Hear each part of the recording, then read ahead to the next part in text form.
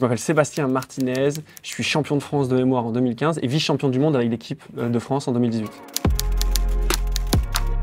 En fait, le gros enjeu aujourd'hui, c'est que les gens, les jeunes, ne sont pas capables d'orienter leur attention de manière consciente et volontaire. On est bombardé, on va dire, de sollicitations et ces sollicitations nous font dévier en fait de nos vrais objectifs, on va dire de l'être qu'on a envie de devenir.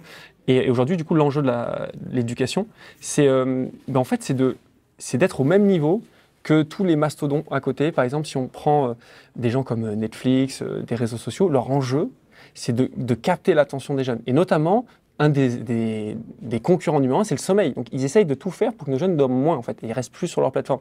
Donc, en fait, l'enjeu de l'éducation, c'est d'arriver à être aussi sexy, en fait, et aussi attractif que ces multinationales qui ont des moyens impressionnants et surtout, moyens économiques, mais surtout de matière grise, d'ingénieurs qui bossent dessus, quoi. Moi, par rapport à cet enjeu d'attention, je sais que par exemple les sports de mémoire, en tout cas le fait de découvrir comment fonctionne sa mémoire et surtout s'entraîner derrière, en fait, une des conséquences, c'est vraiment l'attention. Parce qu'en fait, il y a 3 clés pour mémoriser, c'est être attentif, associer et répéter. Et en fait, ça fait rentrer en fait, on va dire les participants dans cette culture aussi de l'effort et de l'entraînement. Parce qu'en fait, on n'a rien sans pratique en fait délibérée. Donc moi, j'essaye de promouvoir à mon échelle cette notion de on peut entre guillemets, apprendre à mémoriser, ou en tout cas apprendre à apprendre, et surtout, ça peut être marrant, et autant que les jeux vidéo, en fait, où il y a des jeunes qui passent des dizaines d'heures sur ces jeux vidéo, on peut avoir de l'effort, ça peut être fun, et un impact incroyable, en fait, sur notre vie intérieure et du coup extérieure. Il y en a une, au final, qui a été la conséquence d'autres avant. La première, pour moi, c'est l'impact sur les enseignants, c'est de former des enseignants.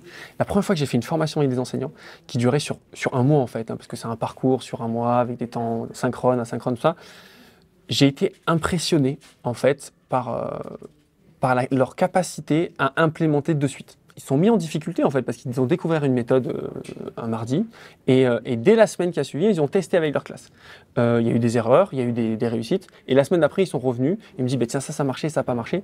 Et en fait, je me suis senti vraiment très reconnaissant de voir qu'en fait, à ma petite échelle, impacter 20 enseignants, ça impacte derrière fois 20 ou fois 30 élèves dessus et ça impacte toute leur vie.